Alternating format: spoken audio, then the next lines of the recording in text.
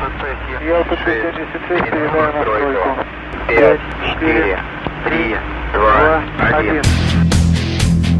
to Season 4 of the Talking Lead AK KORNER, proudly presented by Century Arms. Summertime. Are you going to be going to any of the Clash Bashes or Red Octobers? You know, I'd like to. I haven't really made any plans, though. Are you? I'm planning on it. If I get somebody to sponsor me, yeah, I'll go. When is it? Isn't Clash Bash like around the same time? Yeah, they're all in October sometime. Yeah. Clash Bash tickets just went on sale a couple of days ago. They should spread that shit out. Like, do them all like 2 weeks apart. Kills you. Yeah. I don't know, for some reason, everybody wants to do shit in October for AKs. Yeah. What's up with that, Nils? Why is October synonymous? Why is it's October? Red October, but Clash Bash can be anytime. Yeah. And the other three that go on. They don't have October in their name. No. They don't. They don't have any months. That shit should be in June. So does everybody know everybody? Nils, have you met James before? I don't think I've met Nils before. No. Okay. So everybody, this is Nils Grevillius. He's an author. I've had him on a couple of times, and he did the AK Corner when we talked about the Valmet. Extremely knowledgeable on firearms. So I'm expecting Nils to really carry us this. I guarantee you probably know more than the average person. Probably even more than most experts. James owns Factory 47, Nils. He is the one that does our AK Corner logoed items, and then he does like all the factory logos and things on hats and shirts and all that. He also has a podcast, or he was doing a podcast called the Barbarians. Yeah, it was the American Barbarians. And then he's got other ventures that he does too. He's quite the capitalist. And then Andrew Berneman with Century Arms. Drew and I have been good friends for many, many, many years now. Shit, over 10 years now. Yeah. Over 10 years, yeah. You've been what with Century now? 2 years? Me? Yeah. Since 2018. With Century? Yeah, like has 4 it been years. that long? Shit. Okay. Yeah, it doesn't seem like it, but it has. I guess COVID, I don't count those 2 years. Yeah. So I do, because I was real busy. Nils is also a private investigator, a world-renowned private investigator. I am not world-renowned. You are. I am the leper with the most fingers left. Sometimes that's all it takes. Brian introduced Nils and I, Brian Keeney. And where's Brian? He said he was going to be on a plane today when we were recording, so he couldn't make it today. Damn, I needed some of his engineering nerdiness on this one. I know it would have been pristine to have him on, but it's all good. We will adapt. We will overcome. We will prevail. Cool. All right, you ready to get started? Sure. Okay, AK heads, welcome back to another episode of the Talking Lead AK Corner. This is Season 4, Episode 5, I do believe. So last episode we talked about the Clash Bash, Texas. We had Dissident Arms, we had Clay Owens, Mike Whiteside, and Lan Wynn join us for that episode. It was a really good episode. We talked about how they started Clash Bash several years ago, what they've got coming up this year. That's one of those events that just each year it gets bigger and bigger, and it is an awesome event. I had the opportunity to go last year to witness it firsthand, and I don't think there's a tighter-knit community than the AK community. So we're looking forward to that. Tickets just went on sale the other day, so if you're planning on going, you probably want to jump on there and get your ticket before they sell out. We also had Neil Vermillion. He's a 16-year combat vet, and he had built a AK bullpup, or he had one made. And we were talking about this AK bullpup that he had made, and it was pretty awesome. I know Andrew's probably saying, "What the hell?" AK bullpup. What about an AK bullpup? Yeah. Norinco imported them. I used to see them all the time back in the day. Back in like the mid 90s, we used to get them through the shops all the time. Not all the time, but you'd see them. They're not that uncommon. And then there was a lot of kits you could make AK bullpups out of in the early 90s as well. The Norinco had so many sharp edges on it you could shave with the effing thing. Don't try and clear a malfunction without fucking Kevlar gloves on. Right. It was a disaster. One of the things Keeney and I are working on is an AK bullpup using a Valmet 82 stock. Oh, wow. And modding it by slightly canting the pistol grip forward so that a 7.62 by 3.9 magazine can clear the pistol grip. And doing a couple of other things. The offset Valmet sights were clunky at best. Yeah. So the best thing of all is putting a Piccaninny rail on top of the rear sight block and using an optic only with that particular configuration. It makes a great PDW, and that's what Keeney is making for me is a Kalash PDW in 7.62 by 3.9. And I guarantee you don't have a delivery date on that because he has been way behind in getting caught up. So he's had a hell of a time. He's a friend. I don't worry about it. Yeah. And that's good. And it's good that we got people like you and him that work together to make these monstrosities. So that we could all sit back and enjoy and go, what the hell were they thinking? But that's a good episode. So go back to our last episode. We talk about that bullpup that Neil had made and the guys from Kalash Bash there. And we gave away a crap ton of prizes. And I think most everybody has claimed their prize. If you haven't, you better hurry because I'm going to cut you off soon. That being said, you heard the voices. If you didn't recognize the last voice you heard, it's Nils Grevillius. And Nils has been on the show a couple of times. He was on our Valmet episode, which you heard him spouting off some Valmet knowledge there. And then we had him on one of our regular episodes to talk about his private investigation career, and he is also an author, and we talked about some of his books. So, Nils, welcome back to the podcast. Appreciate you coming. I'm very pleased to be here, and I'm pleased to meet James and Drew. Well, I guarantee you it's all their honor. So, oh, absolutely. it's all on their side there. And then the other voice that you heard, we finally got Drew back representing Century Arms, who is presenting the AK Corner this season. And we greatly appreciate that, and we're glad that Drew was able to join us this episode. So, Drew, welcome back. Howdy, leadheads. And then you heard another voice there, and you heard a name, James. And this is our good buddy James Bialczak with Factory 47. And James, this is probably about your fourth time on?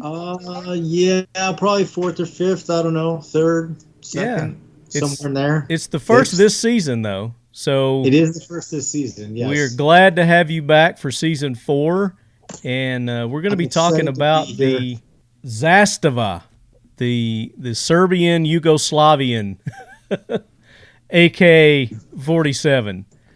And between all of us, I think we're going to get everything accomplished that we want to talk about, and then some. We're missing Brian Keeney. We'd mentioned earlier he wasn't able to make it. He wanted to. He's on a flight, so it's hard to Skype from an airplane, I guess, these days. They haven't quite figured that out yet. So, guys, the Zastava. Oh, I was going to do something before we did that, wasn't I? I've got a giveaway, and I know all of you are just dying for me to announce the winner of this. So last episode we did this little contest, and I snuck it in at the very end of the episode. So you had to listen past the actual closing and sign-off, and I gave you clues on what you needed to do to be able to enter this to win. And apparently I was a little too sneaky because we didn't have a lot of people enter this, so the people who did, your odds are very good on winning. And I've gone through and I've assigned numbers to the people who did everything that they were supposed to win the Primary Arms GLX 2X Prism 7.62 by 3.9 reticle. That's a $370 optic that we're giving away. So I made you work for it. And we had 11 people that did everything exactly the way they were supposed to. And what I'm going to do is, Drew, you got a random number generator? Somebody got a random number generator handy? Yeah, I can do it. Okay.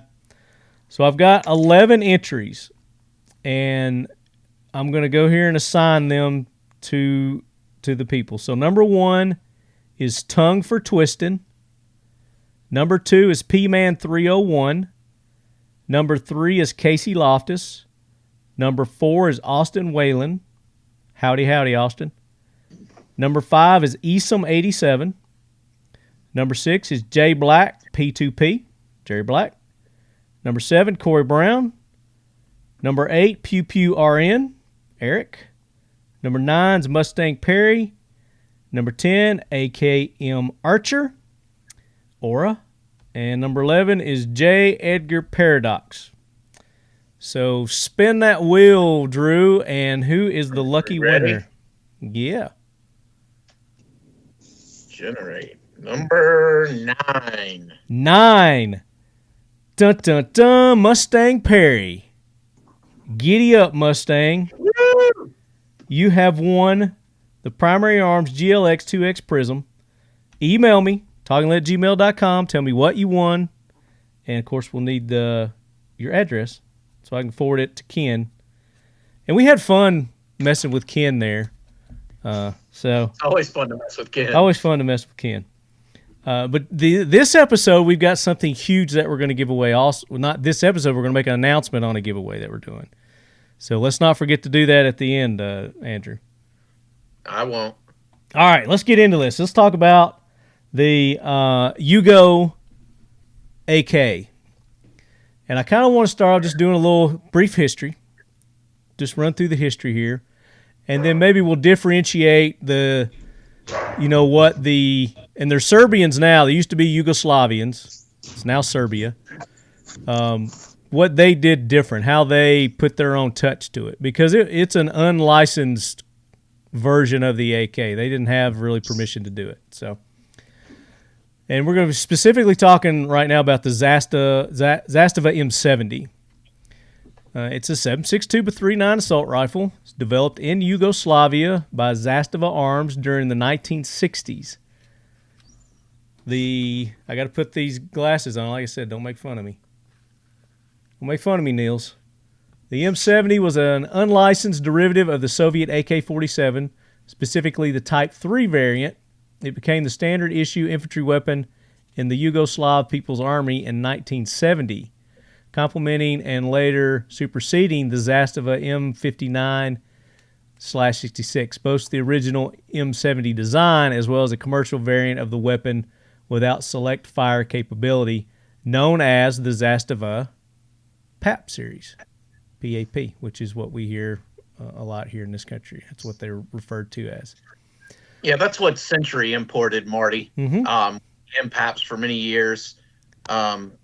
Just I'll throw this in while we're talking about MPAPs.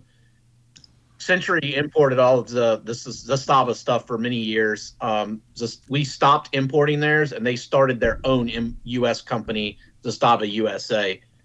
So that's where the change came from. But the MPAPs were definitely originally a Century import item. Yeah. The Yugoslavians started in on the Kalashnikov after 2 Albanian soldiers defected. And their Kalashnikovs, and the Albanians didn't have a lot of Kalashnikovs. Most of their rifles were, of course, their own unique pattern of SKS. So the Kalashnikov was seen immediately as superior to the Simonov, and so the rifles went to Zastava for evaluation. I think a lot of the reason that the Yugo rifles are so different is because the Yugoslavian tactics are so different from those of the Warsaw Pact. Yeah. They have a lot of mountainous terrain to deal with. They have a lot of had a lot of internal problems because of the 11 or 13 different ethnicities cobbled together from what was left of the Austro-Hungarian Empire at the end of World War I. Internal problems to deal with. A civil war at the end of World War II between the various factions, with the Serbs roughly aligning with Tito, who was actually a communist Croat, but Tito hewing a very independent course from the Soviet bloc and outright defying Stalin. So I think the salient difference that you have to think about tactically is, from the very start, the Yugoslavians wanted a Kalashnikov pattern rifle that could launch anti-tank grenades. And so you'll see, looking at the Zastava rifles, the prototypes all the way through those that they fielded, they were all equipped to launch anti-tank rifle grenades of a NATO pattern. And the NATO pattern was exactly like that of the U.S. From World War II. Now, the gas block has a grenade launching sight which cuts off the gas flow so that the maximum impingement comes out to force the rifle grenade off of the spigot, which replaces the slant flash suppressor, or muzzle brake rather, pardon me. I'm in California, we have to differentiate there. You could go to jail for calling it the wrong thing there.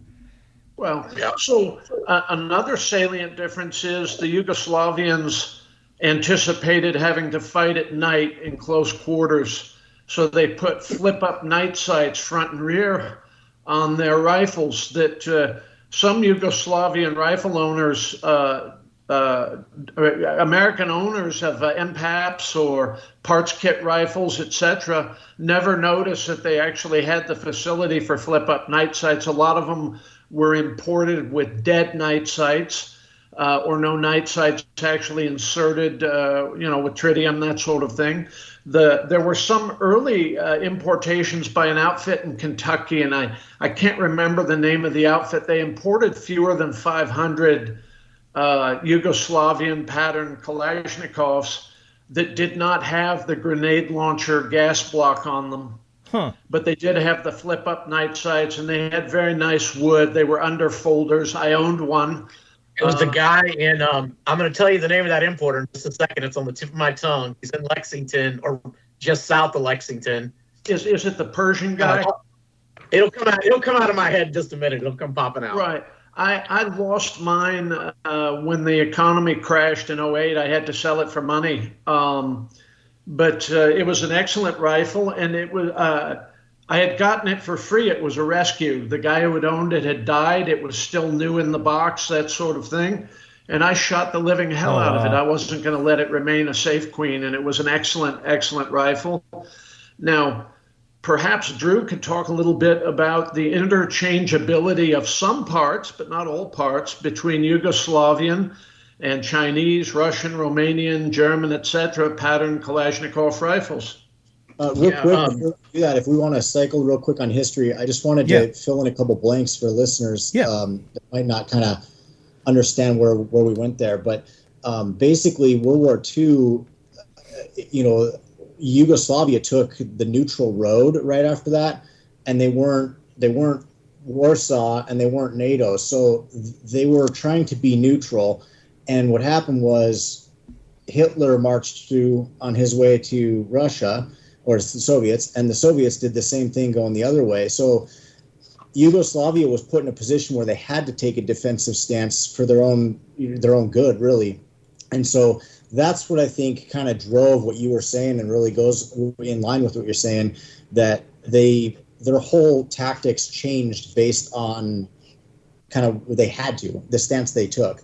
And so it drove all their weapons, their way they made them, the way they did everything, based on the fact that they didn't know which side was going to come at them when, but they weren't going to allow anybody to march through for free anymore. So I think a lot of that kind of comes from that, and it goes in line with what you're saying, but people listening might not have kind of understood the background construct of that.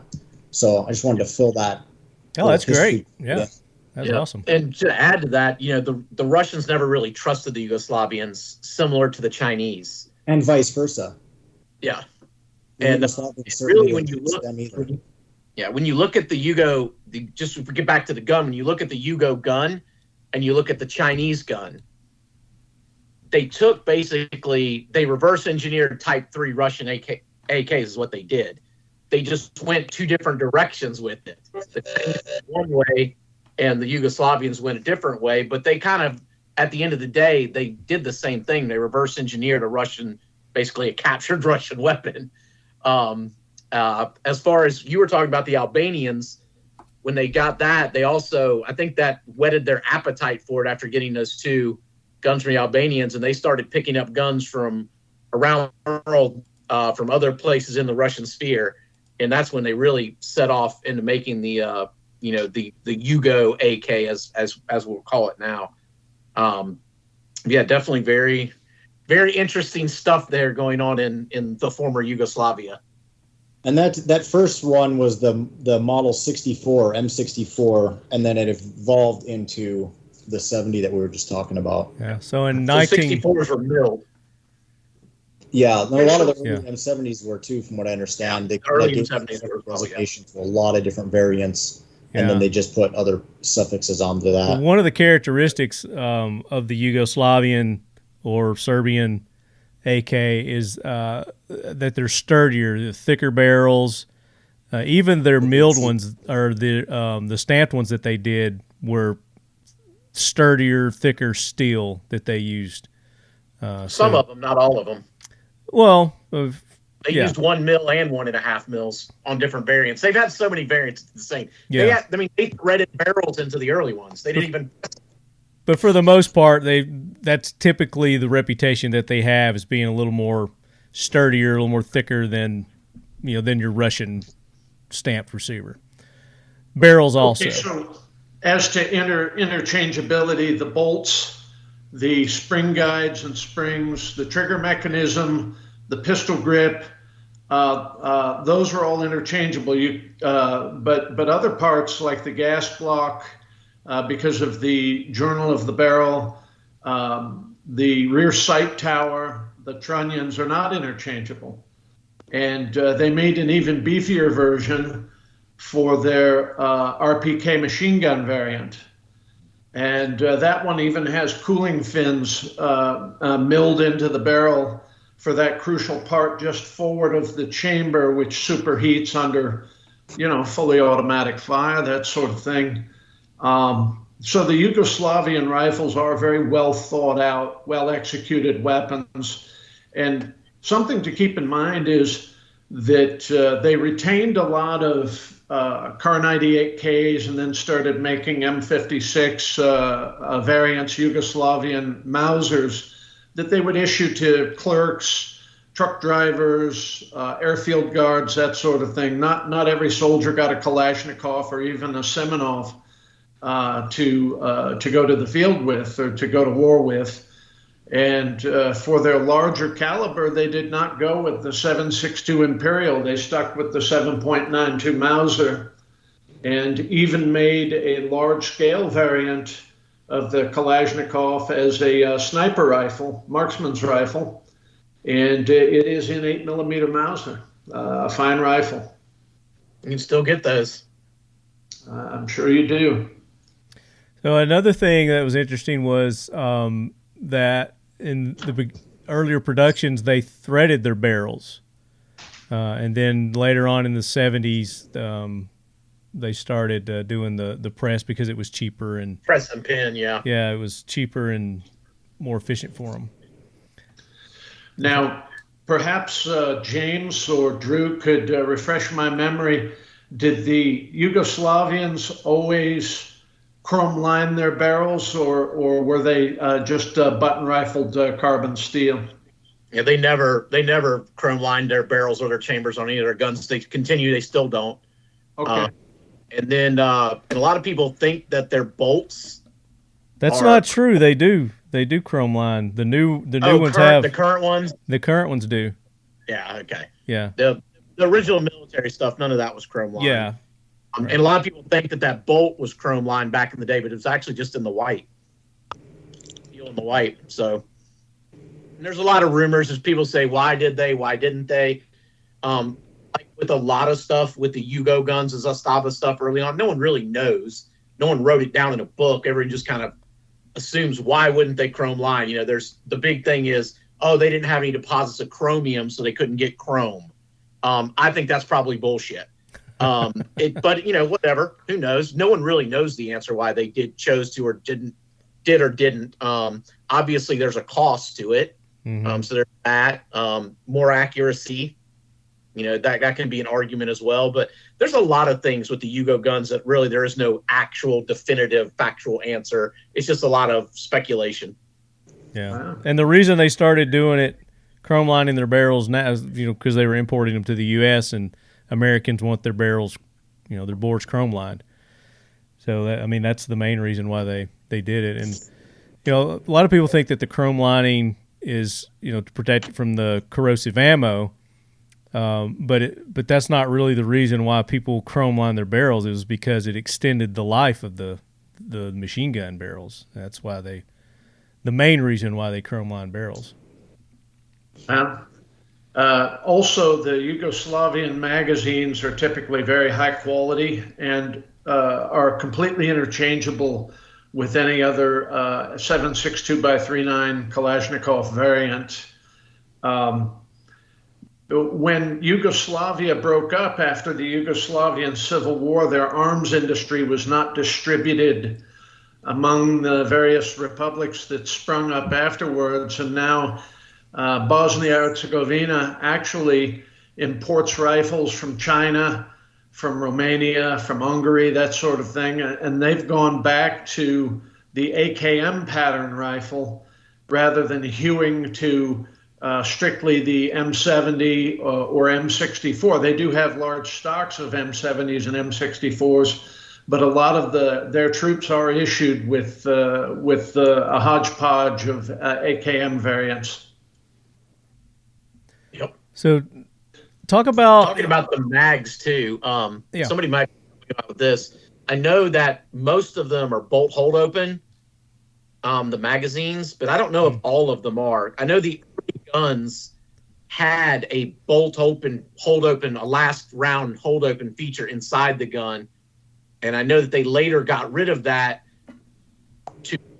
and decided to use the magazine stop instead of the actual mechanics inside of the gun to hold the bolt open. So I don't know if all of them are bolt hold open or just most of them. I think they changed it to and started using the selector switches to have that little notch. I think I don't know for when import. You mean? Yeah, for import. So I don't know when they started doing that. But. Yeah, I'm just curious. I would say that probably some old Yugo mags without the hold open feature are probably worth a bunch of money. Well, there have also been a lot of copies. The Iraqis copied the M70 extensively, calling them tabuks, but they called every Kalashnikov they owned a tabuk. And all over sub-Saharan Africa, in the various states, you can find various wrecks of M70s and also Iraqi copies. And because of the limited ability to swap parts, they're not terribly popular in sub-Saharan Africa. They're more popular actually in Afghanistan. And of course, the Afghani arms industry is always happy to have small ateliers to copy whatever has to be copied.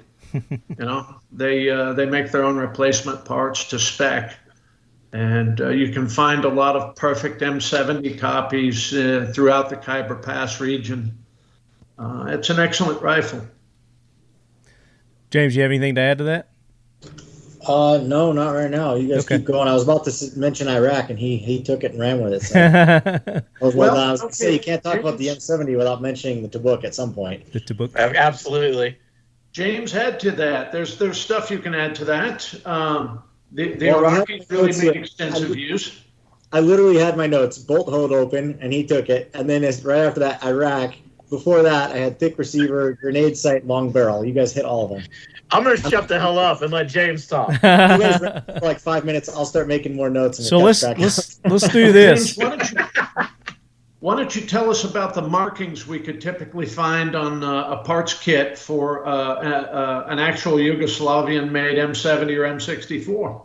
So M64, I'm not too sure. M70, it pretty much just says M70 Zastava, and it's usually in like just a thin little font, and it'll be on the same location as any other AK on the left side of the trunnion.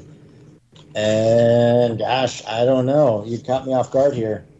Well, I'll throw in something real quick. Zastava or the Yugoslavians were terrible about marking their firearms, terrible about model designations, and honestly, until recently, with their imported guns, remain terrible. They actually have 3 different firearms that are called a Model 70, including a pistol. Are you talking imports, or are you talking like before imports? Yeah. So they've never been great about model designations, numbers, or markings ever on their guns. I mean, there's definitely markings, don't get me wrong, but they're not like when you look at like an East German, gun where like very specific things are marked in very specific ways. Well, I think part of that is stuff, it's all over. A lot of the countries like Germany, where they had a high QC process for several reasons, but so a lot of the stampings and markings that you see that are on every single one of them are actually inspection stamps or quality assurance stamps and markings like that. Whereas when you talk about Zastava, they didn't probably have that. And so their markings are actually like a signature. We made this, instead of hey, this is accepted for service type marking. So some other things that you can look at other than the markings, the Zastava began incorporating the larger RPK pattern barrel trunnions in the M70s during the mid to late 70s, which resulted in that distinctive bulge, kind of like the BFT, Andrew. Yeah, if you want to get into that, we can go ahead and start getting into that. Well, let me finish this and we can talk about the distinctive bulge on the forward receiver beneath the rifle's bolt handle. So that's a feature that you could look for to designate it as a Yugoslavian or Serbian. The M70B1 was marked on the left above the bulge trunnion with the Zastava brand mark, model number, year of production, and the serial number. There are 3 fire selector markings on the right side of the receiver. They've got a U, an R, and a J. So there's some other distinguishing features that might help you identify. Yeah, so the U stands for, and I'm going to butcher this word, Yukocheno, which means safe. R for Rafalno, I guess, which is automatic. And then the J, boy, I'm going to really screw this one up, Jedinakno, semi-auto. There you go. I have no idea how to pronounce those words. All right, so something that is poorly understood about Yugoslavia is, as much as those people hate each other, tribe by tribe, state by state, they all speak the same language and each claims it as his own. The Serbs, the Croats, the Bosniaks, the Kosovars, the Macedonians, the Montenegrins, they all speak the same language and each says it is theirs. The Serbs even use the Eastern alphabet to express the same language. Now, Tito, being a Croat, he demanded that everything be marked using the Roman alphabet, even though he was somewhat of an atheist himself. And it was just his way of keeping a lid on things. But the Serbs have always been the dominant force within that region. The rest of them fear the Serbs, and the Croats regularly will change sides. They'll team up with the Bosnia-Herzegovinans, who are Muslims, against the Serbs, who are Christians. And then the Kosovars are ethnic Albanians who speak Albanian as well as Serbo-Croat. and they are Muslims, but they won't team up with anyone other than Al Qaeda and ISIS, that sort of thing. Even though we pulled their bacon out of the fire with the Serbs in 1999, every chance they get, they'll enlist with the Chechens and Al Qaeda and that sort of thing. They hate the Americans, and their Muslim countrymen in Bosnia-Herzegovina are probably 30% of the Iowa National Guard. If you go to Iowa, you go to Home Depot, every guy working at Home Depot just about is a Bosniak and a Muslim and serves in the Iowa National Guard. They're faithful Americans, and they rat out the Kosovars when they make trouble in the Muslim community in the Midwest. It's pretty funny to contemplate. That is funny. And you and I could not pick them apart. I couldn't look at a Bosnian and a Croat and whatever and say, well, this is that. The only one with any distinctive appearance are the Macedonians, who are all typically over 6 feet tall and skinny. That is the only way I could pick them out. So let's talk about some of the variants. There's several variants here. I'm going to do a screen share. A lot of variants. And I just saw that I wasn't recording like our first 15 minutes or so on the video, but the audio, I've got everything on audio.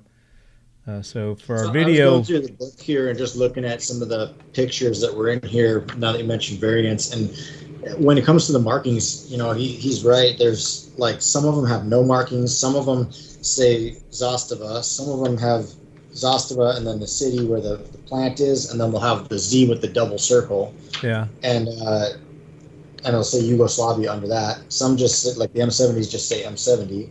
And it just seems like super hit or miss. Like they had no rhyme or reason to it. So, yeah, you try like just being from Century, obviously, customer service people. So we also imported their little 32 cal handgun.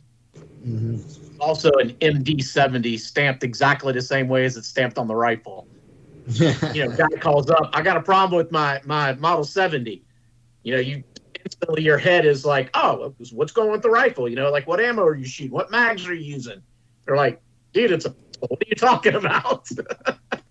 But made in Zastava, same thing. So it's definitely some interesting stuff there. I was just pulling up because James has all the logos and factory markings on his website there. So for our video audience, I was pulling that up.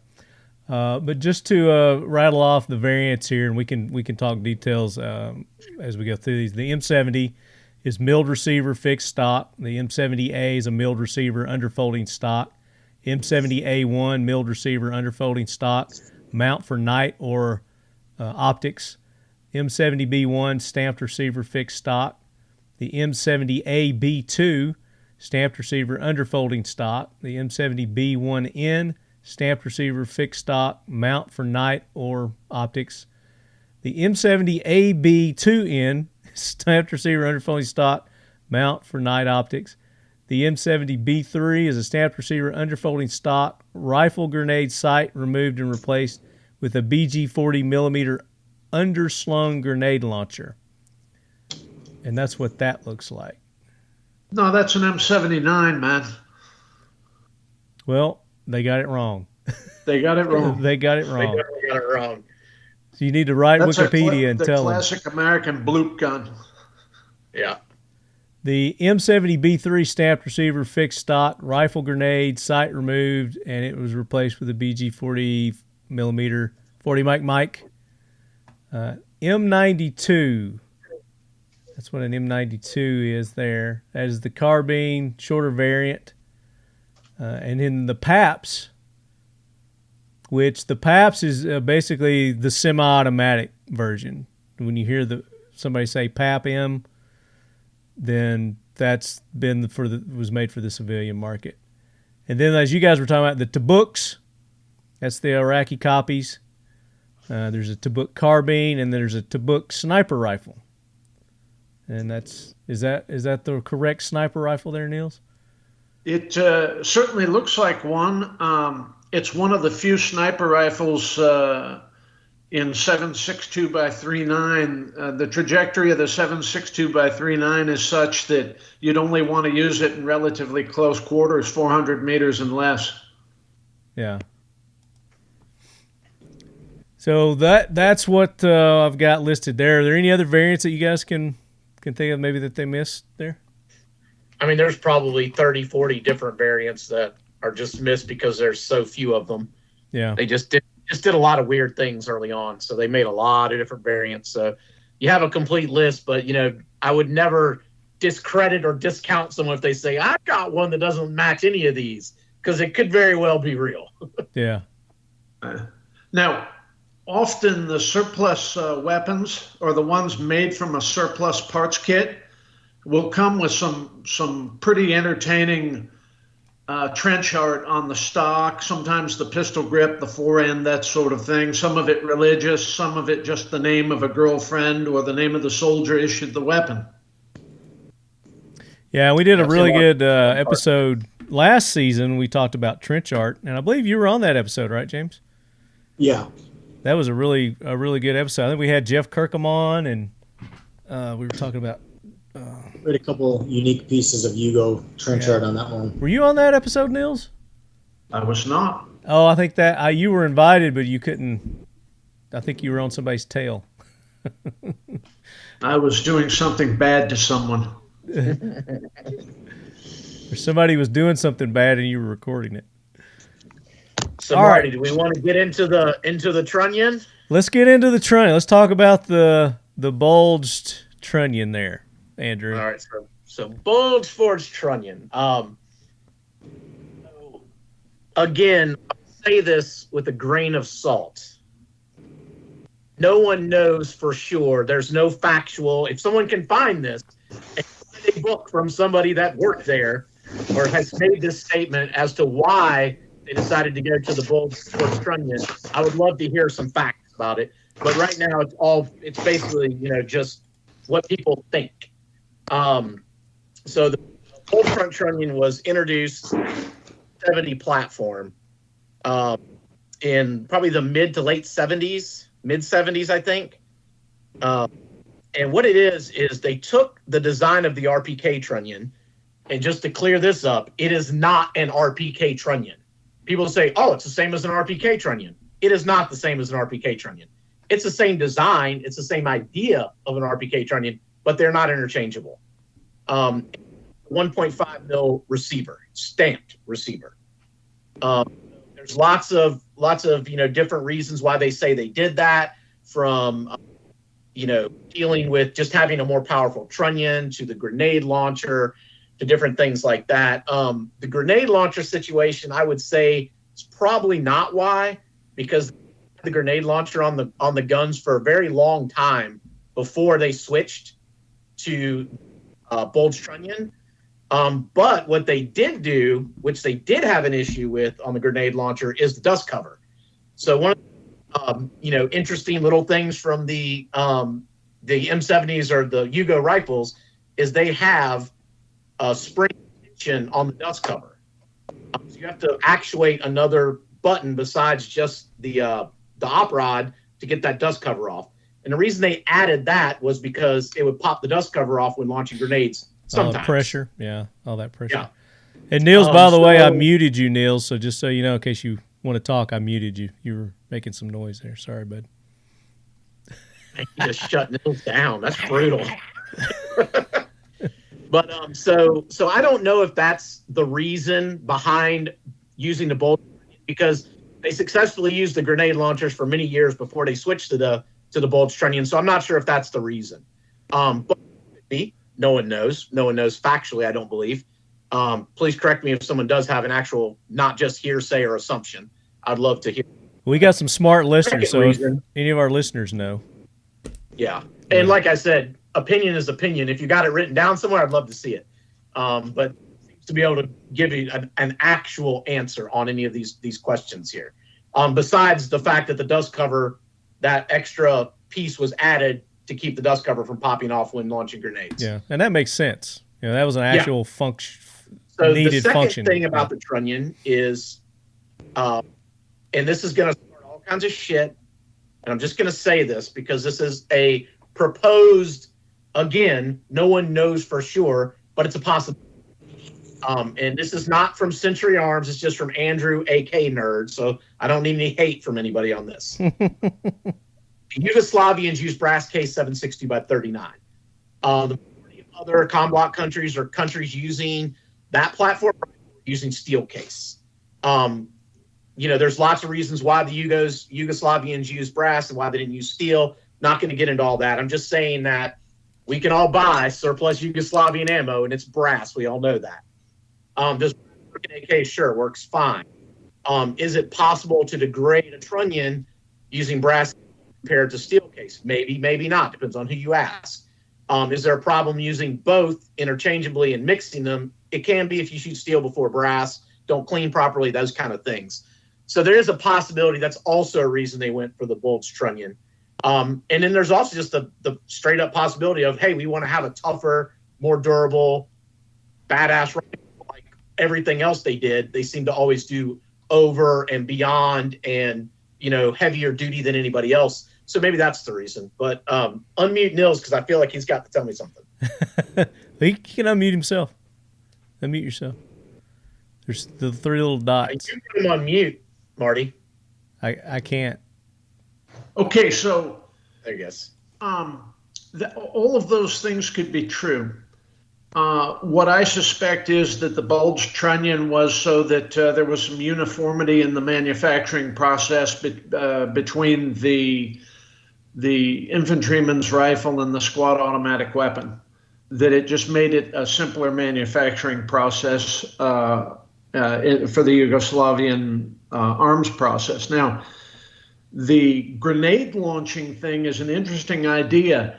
Will launching rifle grenades deteriorate the integrity of a rifle?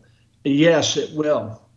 That was a problem that we had with the M1 Garand during World War II in Korea. They would lose accuracy after having launched 4 or more rifle grenades. And a lot of riflemen in both the Army and Marine Corps were very reticent to use the rifle grenades for that very reason. It could also cause the sights to reset themselves. So you have an excellent zero on your rifle, you launch a rifle grenade, and voila, your rifle is no longer zeroed. Now, I have no history of launching rifle grenades, at least from a Kalashnikov pattern rifle. Theoretically, we could take that spigot launcher for the Yugoslavian and put it on a Romak or an East German or Bulgarian rifle and launch the same grenades theoretically. I think it would deteriorate the rifle pretty quickly. You'd have rivets loosening quickly, that sort of thing. If you look at what military equipment was adopted post-World War II by the various players in Western Europe, you can see what their tactical doctrine was. The Yugoslavians wanted to make themselves indigestible like the Finns so that they could call the Russian supply chain their own if they had to, and they could fight off large amounts of tanks and armored personnel carriers with their infantry launched rifle grenades. The Austrians and the Germans adopted FALs initially. The Austrians stuck with their FALs much longer, but the Austrian FAL will launch the same rifle grenades that the M70 will launch. And you'll notice that the Austrian FAL and the German FAL both had bipods incorporated. So the FAL on full auto is little more than a BAR. So it's not an assault weapon. It's a defensive weapon. It's for digging in and holding a line and hoping that somebody comes and saves your bacon from the 10 million Russians pouring across your border. I mean, that's the tactical doctrine. So when I examine the M70 and the M64, it talks about what the Yugoslavians feared. I think James said it very well. They feared getting stepped on from the east or the west. They never joined NATO, nor would they join the Warsaw Pact. Interesting. So from there, I don't know. I mean, we've talked about a lot. You want to jump into the listener questions now? Are we done talking about the Yugos, or are we going to go into the questions? Well, that's going to add to the Yugos. I think that's going to delve into more because we're getting more specific now, and the questions are going to get kind of more specific type thing. Cool. Unless there's something else that you wanted to add to that at this point. I would just add for listeners again. I think I mentioned this in other episodes that like when we talk about different countries of origin for AKs, as Americans, there's really two classes. There's the military AK, and then there's the AK that came to America. And so when we talk about the Yugo specifically, like a lot of what we talked about just now has to do with the ones that were made and intended for Yugoslavia to defend itself. But in the 80s, there was, hey, we can sell these to America. And so we had a couple import ones come in. And so I just want to touch quick on those. I think one of the first ones was Mitchell Arms imported. And so I really can't talk about the Yugos without mentioning this because there's not very many pre-ban AKs in the United States. I mean, we have, of course, our Chinese ones and we have the Mahdi, but the Mitchell Arms Yugo is actually a pre-ban AK.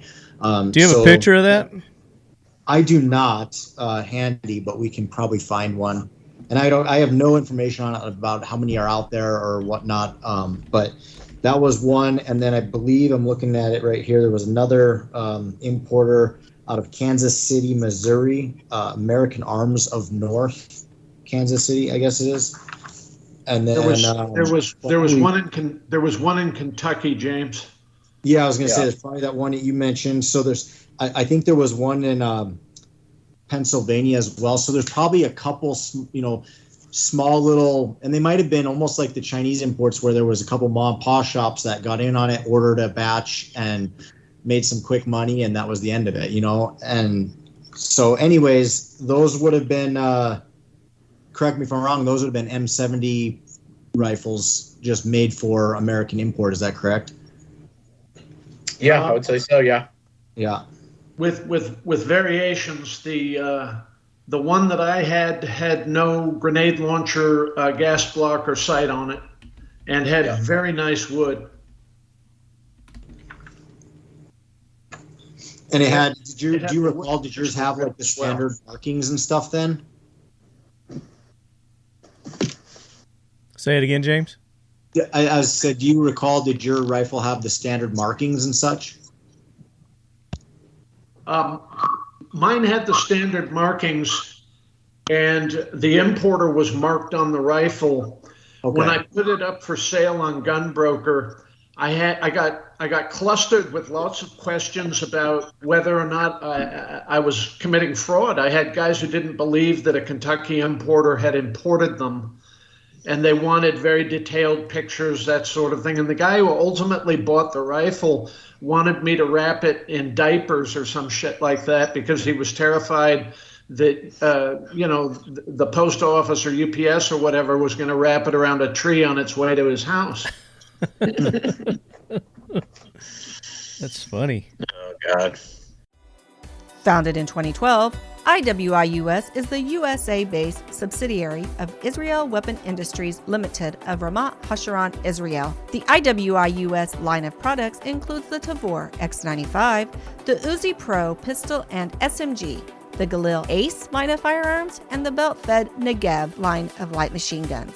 IWI's mission is to bring the highest quality firearms with real world-proven reliability to the U.S. commercial and law enforcement market. IWI-US are proud sponsors of the Talking Lead AK Corner and the Leadhead Brigade. Check us out at www.iwi.us and on social media under IWI-US. Can you remember the name of that manufacturer or that importer, Drew? It's kind of popping in my head. It's Kentucky something. I know what it is. And the reason I know is because I deal with Centerfire Systems in Kentucky. And when that guy went under, Centerfire bought everything he had. This was many years ago, but yeah, he was, the French revolvers. It's the same guy that had brought in all the French Smith & Wesson, weird Smith Ruger, hybrid revolvers. Oh shit, what were those called? It's the same guy though. Sorry, I'm going off here and I'm getting off track, but it's the same importer that brought in all this. Hey, we're talking guns. Am I right? Anybody? Huh? I'm not seeing it. Revolvers? French revolver. Talking about the Mandarin revolvers? Yes, it's the same guy who brought in those revolvers. That importer is the same importer that brought those early Yugos in. I'll be able to find it. Michael Zeleny, who is the foremost importer of Nighthawk and Korth and Mandarin revolvers, is a friend of mine. He'll know exactly who the guy is for sure. I have an Austrian surplus MR73 that I had refinished, which is supposed to be like apostasy, but it looked like somebody had used it as a carpentry tool, and it came out pretty good. I'll find out who it is. Yeah, but yeah, that'll be your clue right there. It's the same guy who brought in all those early Mandarin revolvers. I'm going to text him right now. Yeah. It's we're nerding out, Marty, right here on the show, buddy. I know it. I'm trying to find it right here. I did the Manchurian and can't find it. We'll figure it out. Let's. From what I'm seeing here, it was 1987 was American Arms and Mitchell Arms. Mitchell Arms was thought to have brought in around, let's see. Oh, it doesn't say the amount. It says that both rifles were made in the Zastava factory. So I would assume that these other couple smaller, lesser known ones were basically the exact same thing. Maybe even came in the same container ships for all we know, you know. Most likely. Yeah. That's how a lot of those Chinese ones did the same thing. They just kind of tag teamed on an order and then it was disseminated out from there. I'll be right back. Hang on. Yeah, Okay. No worries. Do you want to get into viewer questions, Marte? Yeah, let's do that while Nils is tracking this down. We'll go to Instagram first. I didn't even look at these, but I was supposed to do some I research. don't even have social media, so I damn sure didn't look at them. Yeah, just scan through there, see if there's one that maybe. And here's one for you. We'll just start with AKM Archer. He says, for James at Factory 47, what's the most popular line / AK brand from your outstanding company? Favorite clothing I own, by the way. Wait, what? Where was this at? So this is on I think you just want Instagram. to know what your most popular mark is. Yeah, which factory do you sell the most of? The Ishmael shirt and hoodie for It's sure. the AK corner. No, it's the AK talking about AK. Yeah, I was gonna throw that out there and just start things off right, but then it's like you said factory marking. Okay. He's Well, gonna find it. The AK corner stuff is pretty hot. I won't lie, but yeah, I think we're going with like one country marking. yeah, that's what he meant. And I'll take the moment to toot our horn here that we put out. Oh gosh, it's been a few months now, but we did the Calumet High Wolverines from the high school. Oh, sweet. And those have been pretty hot lately as well. Are those still available? What's that? Are those still available? Yes, it's all still available. Okay, so you can go to your site and get the Wolverines. That's one you don't see every day. Oh, what is that? You do in Ukraine. This is a Steyr marked. Imported Mahdi. Right, but it was sold in Cyprus to Kellogg Brown and Root. They used it for shipboard security, and that's why it's got the different mark, the Steyr marking on the side, and it also has a Steyr marking under the barrel. Not sure if I can show it to you on this camera. It's right there. There's a Steyr marking. I'd have to pull off. I think the cleaning rod's in front of it. On the other side of the sight block. Hang on just a second.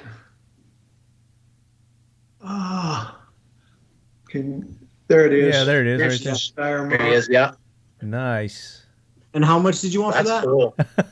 And you're No, sending. you wouldn't like send this that to me rifle. when- It's not terribly accurate. I'm not looking for accuracy. I'm looking for history. How much did you say? It was free. It was a rescue. This was in the estate of a guy I used to work with doing shipboard security and that sort of thing, who worked for DynCorp and Parsons Petroleum and that kind of thing. It's beautiful. But how much did you say you're selling it for? The fifth of never. Everything has a price. $5 million. I'll trade you my Steyr Madi for your Steyr Madi and whatever you want.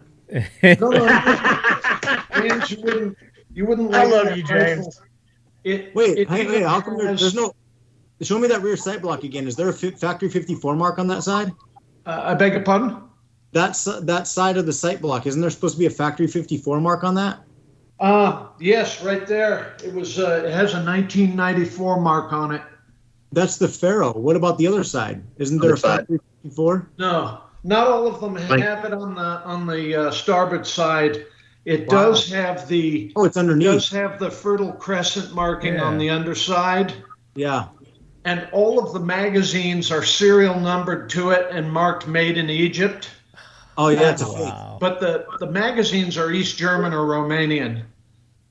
Nice. Yeah, that's a Kyber Pass clone.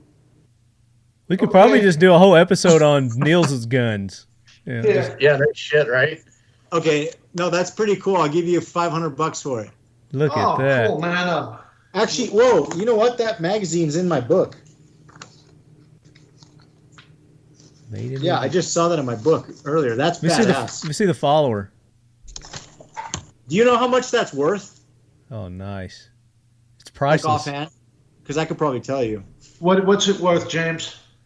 Well, a Steyr Madi without that kind of history is selling for like $6,000 all day right now, and that's on the low end. Like they're going up from there. So I'm sure those mags are probably worth $500.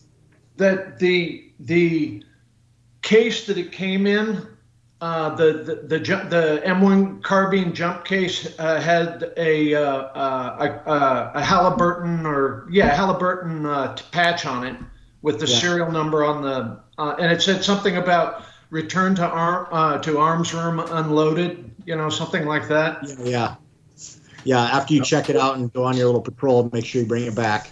Right. Well, it's only a semi, so for law enforcement purposes, they could sell them, as semi-automatic weapons, and they could come back with ship's kit, that sort of thing. That's how they came back into the United States, or came into the United States.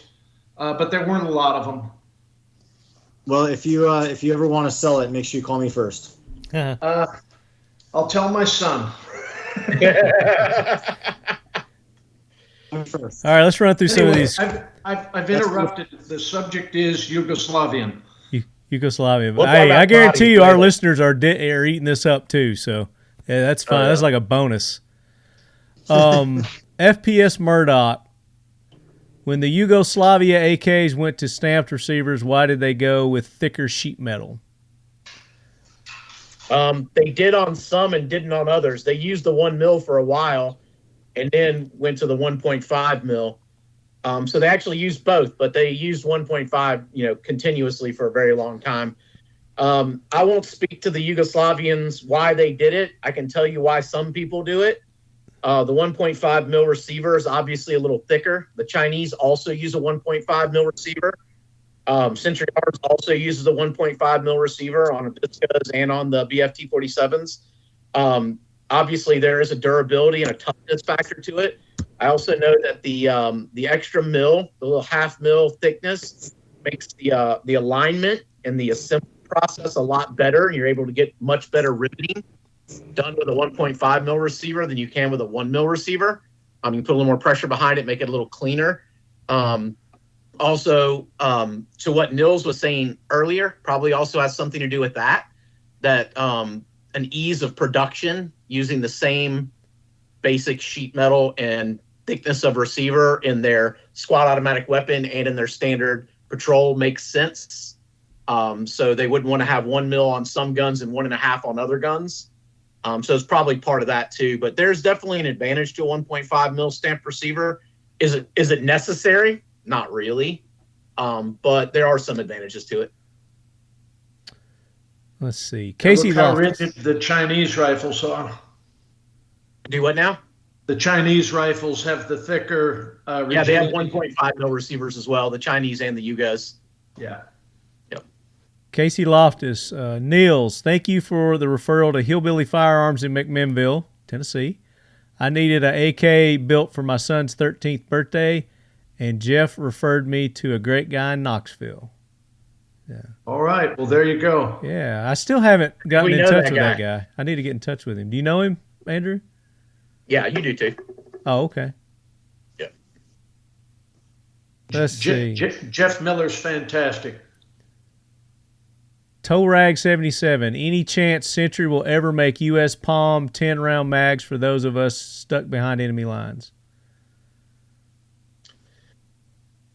Yeah, probably. I mean, when we get unburied, we'll probably make a lot of stuff. But yeah, I mean, I don't think we'll make a short 10-round mag. We may do a limited follower 10-round mag.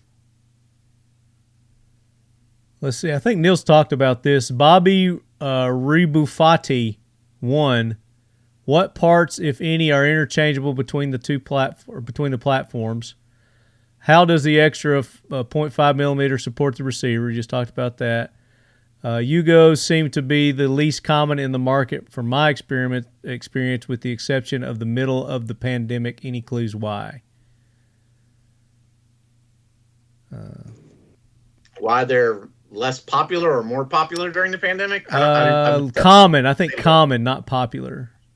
Part of it is that Zastava recently began importing their own firearms and opening their own company, Zastava USA. So part of that was there was a little bit of a lag between us as Century importing them and them bringing the guns in themselves under USA. So I think that may be part of the reason why, as far as availability and amount on the market. Okay. Wolverine 30 cal. And this gets away from the Zastava AK, and let's talk about the Tokarov. Why doesn't Zastava put decent sights on the M57 Tokarov pistol? There's no options to upgrade. I shot mine in an IDPA match several times, but the sights are a deal breaker for a fighting handgun. Anybody familiar with that Tokarov pistol? I'm very familiar with Tokarov, but it doesn't matter who makes it. They all have crap sights on them. Yeah. I think that, this is probably the political incorrect thing to say, but most of those pistols were probably used to shoot their own troops less than they were ever used to shoot anybody else. Ago. For the Tokarev pistols, they probably shot more of their own people with Tokarevs than they ever did enemies. But as far as the Yugoslavians, I got that. I mean, that's just the design of the pistol. It never had great sights. You look at the Chinese Tokarevs, you can look at the many different countries that make Tokarev pistols, and none of them have good sights. But I mean, also look at a 1903 Browning. It's got shit sights on it too. Yeah. Connor P. Norris. Are there any theories as to why the handguards on the Yugo pattern are longer? Why is it just that characteristic Yugoslavians need to be different, or was it perhaps related to the use of the rifle grenade? Well, they stole a bunch of AK Kalashnikov AKs and reversed engineered them. It's for the gas cutoff on the grenade launcher. That's why they're longer. The handguards? Yeah. Yeah. So, because when you flip up that sight, that grenade sight, I don't know if we talked about this or not. A little bit. When that grenade sight goes off, it shuts off the gas. Yeah, Nils talked about that. Yeah, I thought he did. So there's more stuff inside of that than there is in a standard AKM, and I would assume that's why it's a little bit bigger. A bit longer? Yeah. And okay, you unmuted yourself. Good. TD North 8, if there's going to be a 308 AK, does that mean there might be a pistol version also? Is there a significant life increase with the bulge trunnion? We talked about that. And how is everyone mounting slings to rear on the M9285? Thanks. So mounting the slings on the M92 and 85. Anyone? I'm not mounting slings because I don't have one. My opinion is you put a triangle stock in look for the loops. I don't know what to say. I don't really know how to answer that one. But what was the first part of this question again? Was the 308 question? Something about, yeah, if there is going to be a 308 AK, Does that mean there might be a pistol version also? Who's making? I mean, if somebody's making a 308 AK, I'm sure they could make a pistol one. I don't see why they couldn't, but I don't think they will. Mitchell imported a 7.62 NATO Yugoslavian AK that was not the larger pattern. It was like an M70, only in 7.62 NATO. Cool. Oh, so here, I guess here's why he's asking that. At a SHOT Show this year, I guess Zastava showed off a 308. They had a 308 at their booth. Cool. P-Man says that here. They've made them in the past. Yeah, it would simply just be tool enough to make them again if they've already designed it and it already worked. Yeah. Let's see. The Shaky Taster. Is there any reason that I cannot use an underfolder stock from a different country of origin on a Yugo? Different size rear trunnion. There's two different sizes, too, for the Yugos. So the Yugos have two different size trunnion pins, and neither of them are the same as everybody else's. Let's see. The M92 PAP has an underfolder trunnion, and I'm considering doing an SBR. There's answers for it. If you're going to have an M92, that's a good life choice. Either that or take that trunnion out and put a side folder together. Yeah. Yeah, but either way, I know that you can buy the different pin sizes. I know because I've had to buy them before for stuff. So they do make different pin sizes, so we could put an underfolder. Possibly, he would have to do some fitting. Don't get me wrong; it's not going to bolt up, but it's definitely possible he could do that. He says also dongs, man. I need a Yugo dong. Zip ties and the girlfriend's personal massager just don't cut it. There's a lot of dongs out there. Yeah, there are. I mean, you just got to be careful how you Google search that. You get in a lot of trouble with that one, man. Yeah, well, and your computer's always listening, so you start getting all these ads you didn't want either. So you got to be careful how you search that. Don't talk about dong grips in front of your iPhone. You're going to get AOC excited talking about this, right? Yeah. We're going to have to have Elon Musk, kick her to the curb again for us. His banner. Yeah. Call in some reinforcements. Sick Nartini. I've had one for a while. I enjoy it because it's, in my opinion, the thickest of the AKs. Good recoil management and pretty sturdy. Since the Iraqi Tabuk rifles share a similar pedigree, would it be hard for Century to make clones of the Tabuk DMR? I mean, a clone of the Tabuk would be a clone of the M70. And we made them all parts kits for a long time. What was that, James? I said, as long as you have an unmarked trunnion, it's easy. Yeah, there you go. Nailed it.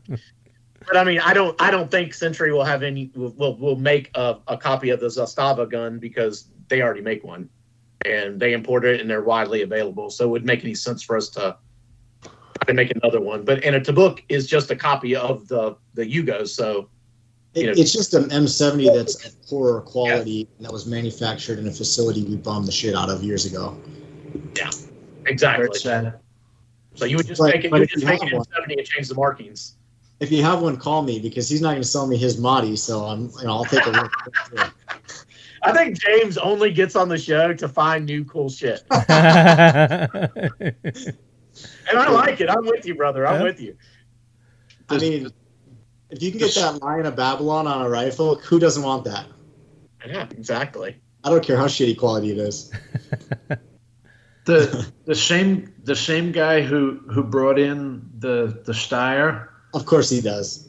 Also, no, he's dead, but he also had a Chinese Dragunov. Oh, wow. And it was a military Dragunov. It wasn't an NDM.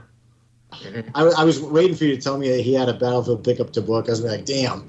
He had a what? Chinese Dragunov, that's pretty damn also. Damn. Yeah, especially having an actual military one, not an imported one. Yeah, exactly. It's a Type 72. Yeah, that's badass.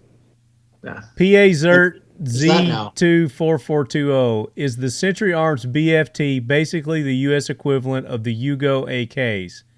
Is the furniture interchangeable between the two variants? It is not a Yugo pattern gun. That's all we'll say about that. Short answer is none of the parts from a Yugo gun are interchangeable with the BFT.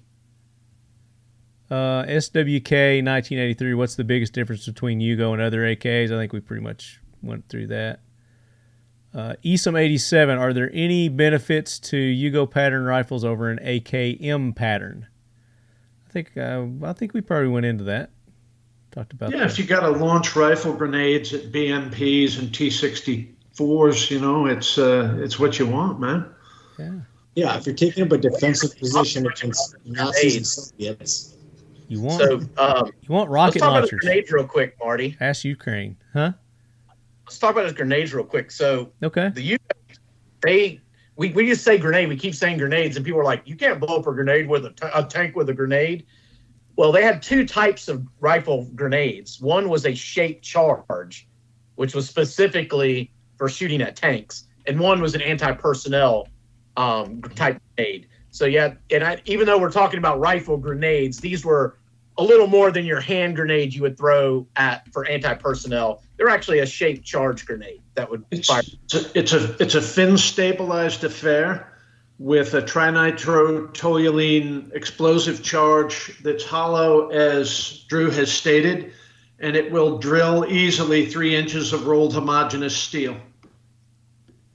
Yeah. Here's some pictures of some of those rifle launch. I just know when we talk on a podcast, they picture a grenade in their hand. They're shooting a grenade. They're shooting a grenade. Little pineapple. We're talking about shooting grenades at tanks. I wanted to kind of make that explain that a little more. Well, Drew, that's very good. You're precisely correct. James, do you have any of these for me? No, I don't. You're doing great. I'm very. I like how he's like, yeah, these weren't for anti-personnel. They were a little more than that. And you're like, yeah, let me give you the recipe. Yeah, I like it. I love being on shows with people like Nils that have all that technical information that I lack. Well, I've been sitting here with my pen the whole time, just jotting it down. I'm like, you said what? A pound of baking soda and what else? Hold on. Say that. You guys are nothing but trouble. You know that, right? 100%. So Ep5 87 has several questions here. What's everyone's favorite Yugo model? Go with that one. Ooh. I like them all because I don't have any of them. I want one. I've got another M70 I've loved for years, but the Impaps are also super cool and fun. Great shooting little rifles. I love my Yugo SKSs too. I've got a couple of those Yugo SKSs from back in the day. I love them. I bet Nils has got one. I'm going with M92 Pap because I have several of them, but every one of them I've SPR'd and thrown the triangle side folder, and you basically have a 7.62 crank. So I got a fetish for those, but I mean, short barrel side folding, that's cool. Yeah, awesome. Do you have one of those nice Polytech side folders, James? Maybe. I got an underfolder, but not a side. I have a couple Polytechs sitting around. Does it have like that nice sick orange bakey light on it? It does if you want to trade for that Mahdi you were showing off. It can. You'll never get it. Can't blame you for trying. No, I don't blame you for trying. You don't get anything unless you ask for it. Right. I wish I had never sold that early import Yugo Kalash. I wish I still had it. It was a nice rifle. Yeah, it sounds it. Let me switch to Facebook here because we got questions on Facebook too. We talked about the parts interchangeable. Mike Trejas, Jay Allen. Why didn't they just copy the AKM and decide to go with their own way? Barrel dimensions, blah blah blah. Because they had different needs, different uses. Nils did a good job talking about that, and their terrain and everything's different. And truthfully, they weren't given the data package. They didn't have the data. Yeah, they had reversed engineered everything. Yeah. So if you're going to reverse engineer it, you might as well make improvements or make it more, what you want as opposed to just what's already out there. This is from Sal Clarino. That's on Facebook. It says, question for Century Arms. Will the conflict in Ukraine and the sanctions on Russia affect the imports of Red Army standard ammo? I mean, it's banned. It's banned from importation. So yeah, it's banned from importation. So you can't bring Russian ammo in. I guess technically you can. We still have valid permits. Bounce it around. Yeah, we have valid permits, but the Russians aren't going to ship us any more ammo. I don't believe. They need it probably, just to be frank. Don't think the war's going quite the way they thought it was. But for listeners out there, Red Army Standard Ammo, the brand is not going anywhere. We've already kicked off a new factory outside of Russia that's manufacturing the ammo for us. The brand's not going anywhere. We will have RAS ammo again, and continuing going forward. It's just not going to be coming from Russia. It'll be coming from one of the many other places you can purchase and manufacture steel case ammunition. So don't look for the brand to disappear, but there's definitely going to be a little bit of a lull.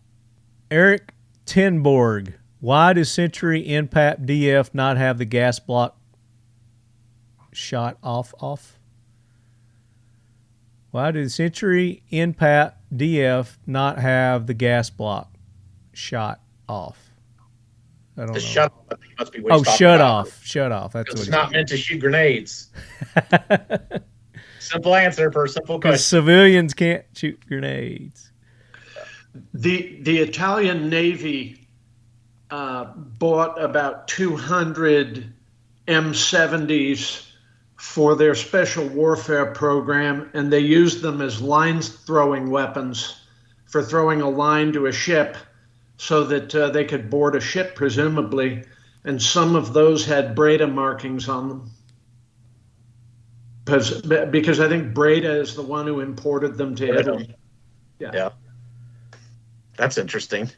There are a lot of weapons that have been converted to line throwing. The British 303 was a line throwing weapon, and the Martini Henry was adapted as a harpoon gun and as a line throwing weapon.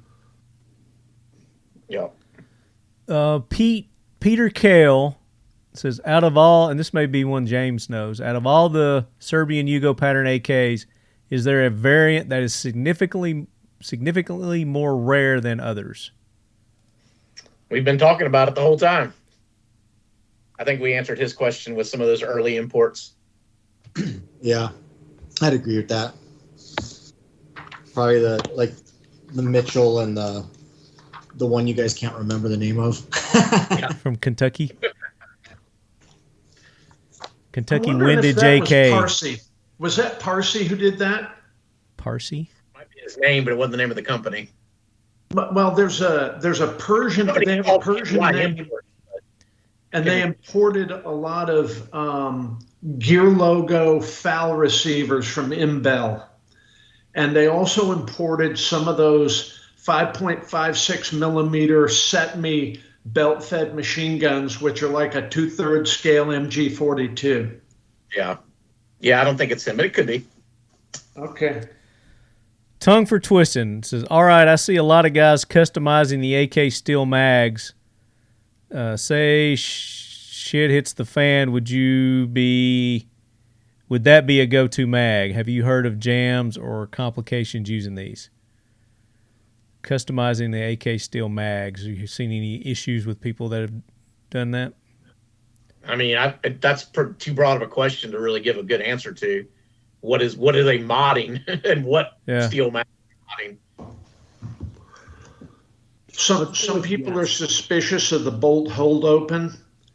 They think that it blows the rifle up under some wrong condition. I've heard this from a couple of people. I've never experienced it, and I don't know anybody who actually has.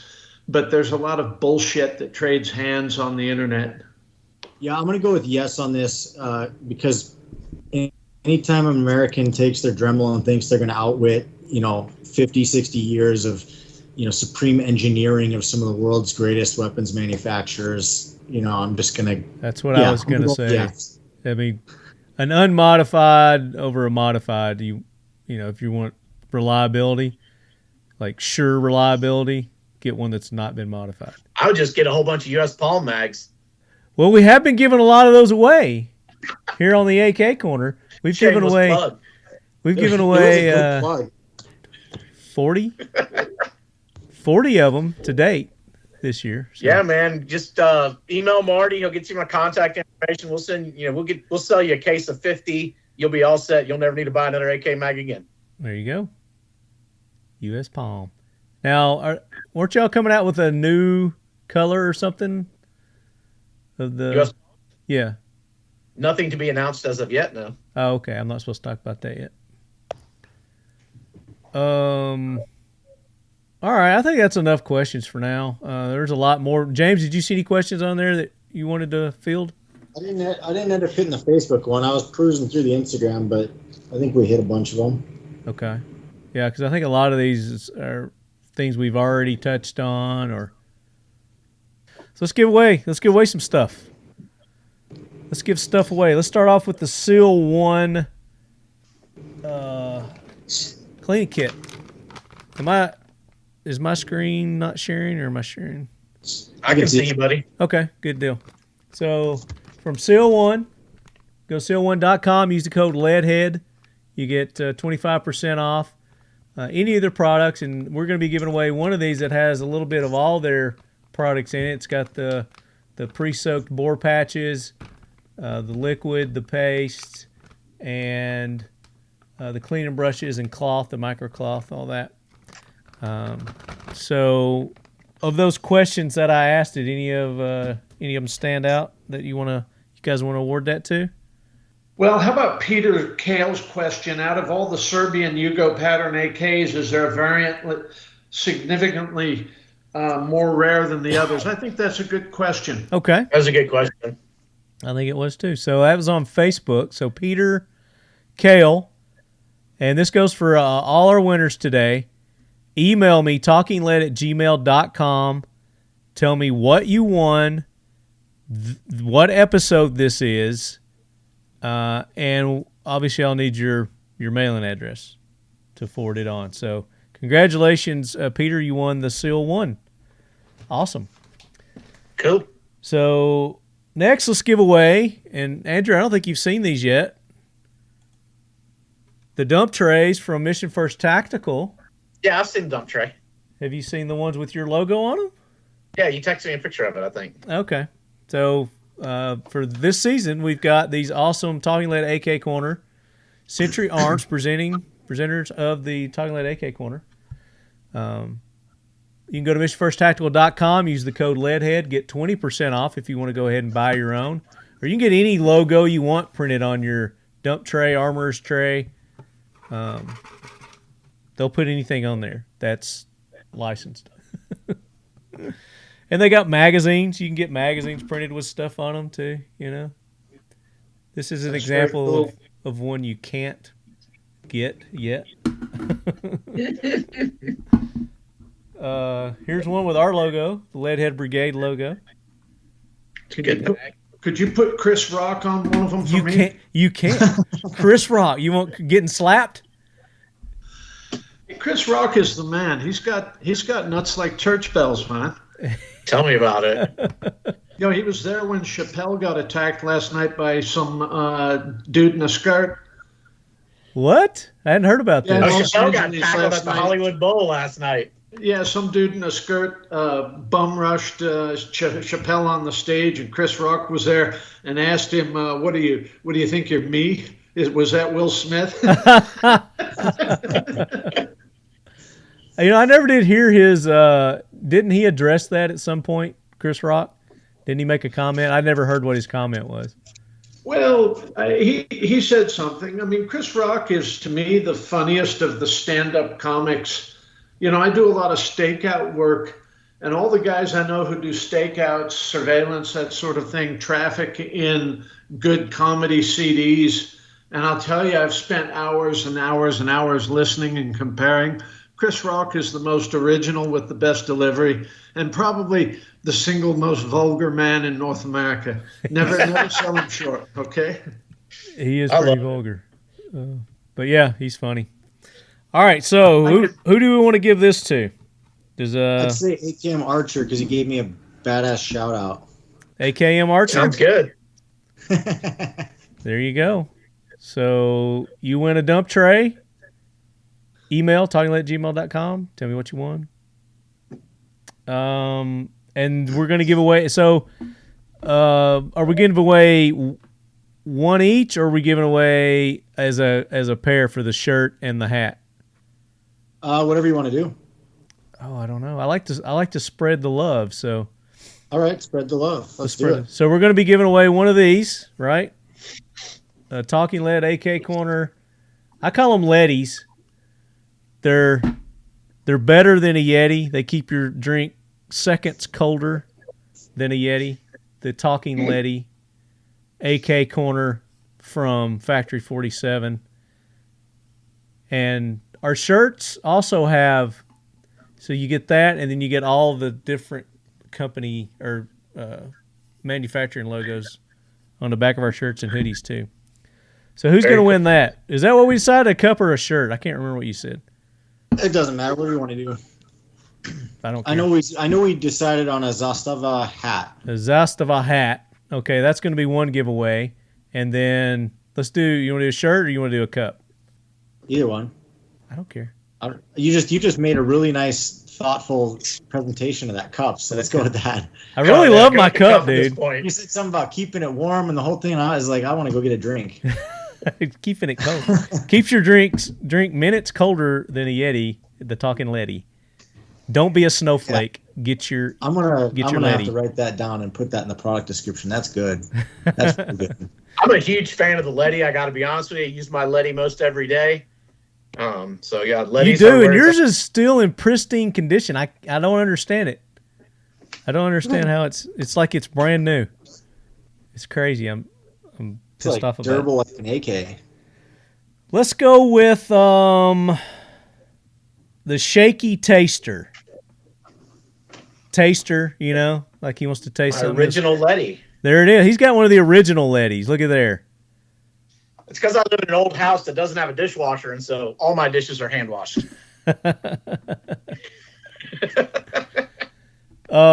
He asked, is there any reason that I cannot use an underfolder stock from a different country of origin on a Yugo? So that was pretty good. We had some good conversation from that. So Shaky Taster, you win a Factory 47 Talking Lead AK Corner. Bada boom, bada bing. Email me. And then for the hat, the Zastava Factory 47 lid. Who's going to win that? I already picked, so somebody else has to pick.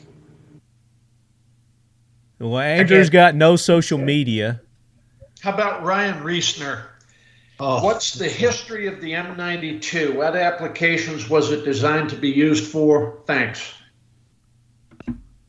Thanks, Ryan. Who was that, Ryan? So Ryan Reisner. When you email in, let us know if you want the trucker hat, the flat bill, or the flex fit. Okay, Ryan. There's your options. Email that to me. Talking. What size your head is. Yeah, talkinglead@gmail.com, and I'll forward that on to James there. And so that does it for our giveaways for this episode.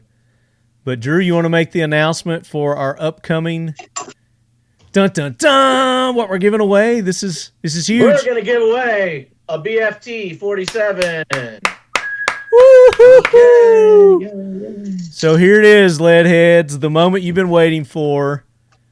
The Century Arms BFT47, their new AK-47, AKM, I'm sorry.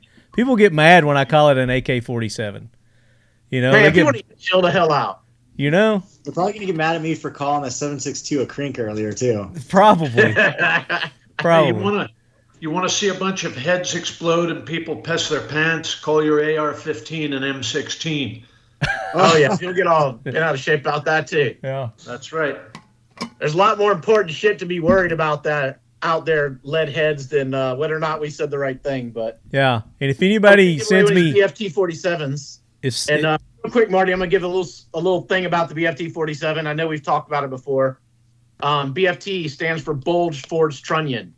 The BFT47 does have a bulge trunnion in the front. It is also forged. It is not cast. It's not machined. It's forged. We also have a 1.5 mil receiver, which is common with most all of our U.S. manufactured AKs, the Visca 1.5, as well as the BFT47. When we talked about earlier about interchangeability, the BFT is still an AKM, so all your parts interchangeability is the same. We just took what we liked from the Yugo, which was the bulge trunnion and the 1.5 receiver, and added that to it. But it's the same furniture as your standard AKMs, same magazine, same trigger pack, same bolt. All the stuff's the same.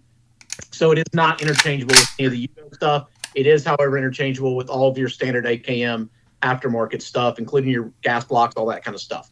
To answer that, that is where that is. But yeah. Hold it up. Show it again. I would hold one up. I just have the Vishka, so I don't have yours. I don't have the BFT yet. See right here. And it's not exactly like the Yugo. It's definitely our own pattern and design. Yeah, your camera sucks. Yeah, whatever. This is an old laptop. But you can see. You can see it there, yeah. Yeah, you can see it there. Does the Dasan South Korean Kalashnikov have that bulge? or is it the flush receiver of the typical AKM pattern? Say that one more time. The Dasan, the South Korea Dasan machine makes a very high quality AKM. Oh yeah, both absolutely. selective fire and semi-auto. Does it have the bulged trunnion, or is it? I have no idea. I'm just curious. Dasan uses. Yeah, I honestly don't know, but I have a buddy that works at Dasan. I can probably ask him. I bet you could. You could. He doesn't work there anymore. It's so high quality that the Finnish military has started allowing their reservists to buy the Dasan as in semi-auto form as their at-home weapon that they deploy with. Interesting. Hold it up again. Your camera's working now. It never stopped for me, buddy.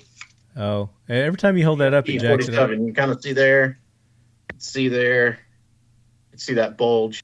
So anyway, between now and our July episode, that'd be July. So you got a couple of months here. Have we decided how we're going to do this? What they got to do? Nope. Okay. Oh, let's think of something creative, Marty. Help me out here, buddy. James, Nils, what's a good creative way that we could give this away to get? They have to participate somehow. They have to do some participation. All right, how about this? Anybody who knows the correct nomenclature of the 7.62 by 39 round. Anybody who can name that Kentucky company. It's going to be me 15 minutes after we get off this call. I was thinking more along the lines of having them do something on social media. They got to work for it, man. They got to work for it. Here's what we're going to do. I got it. Okay. All right. So, in order to be eligible to win the BFT, the Century Arms BFT47, what you're going to have to do is you're going to have to make a post on social media. It could be Facebook. It could be Instagram. And what about TikTok, Marty? No. Okay. Facebook Just or curious. Instagram. That's it. I should just limit it to Instagram. I think I'm just going to limit it to Instagram. So just Instagram, because that's just too much work for me to have to track it down. So I want you to post, and if you don't have an AK, go to your local gun store and ask them to let you do it. But I want you to take a picture with a Century Arms firearm. It could be any of their AKs, but it needs to be a Century Arms firearm. It could be a Canic. We'll even go Canic. We'll open it up. And I want you to make a post on social media with you holding your Century Arms firearm and some cool caption. Caption it yourself, however you want to caption it. And and you're going to tag me, Talking Lead. You're going to tag Century Arms. You're going to tag Factory 47. You're going to tag James. You're going to tag all our sponsors. You're going to tag Seal 1. You're going to tag IWI, Israeli Weapons Industries. You're going to tag Mission First Tactical. Okay, and you know how to tag people. And then use the hashtag TLBFT47. Hashtag TLBFT47. Okay? And that's how I'm going to track these. And then for everybody who does that, whoever our panel is on July's AK Corner, and Andrew, you're going to have to be on it, we're going to vote. We're going to have a vote on the most creative, the most liked post. And James, if you want to be part of that, Nils, you want to be part of that, we'll have you on that episode. We'll have everybody back and judge it. What do you think, Andrew? I'm good with that. We'll even get Adam involved. He can help judge. There you go. And the more of our sponsor stuff you get in your post, your Instagram post, Seal 1, Factory 47, IWI, Mission First Tactical, the more brownie points you're going to get. I'm not going to say it's going to sway you to win, but you're going to get some brownie points with me, so you might get my vote from it. Yeah, I mean, it would be pretty cool to see somebody just like chilling with a Wazzer and maybe like a Factory 47 hoodie or something like that. That'd be cool, right?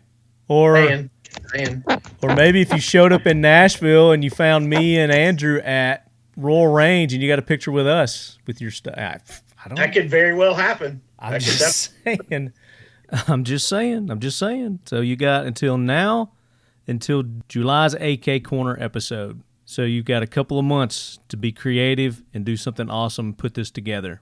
So, and I'll make a post on Instagram too explaining this too. But for those that are listening, watching the video, you're going to do a social media post.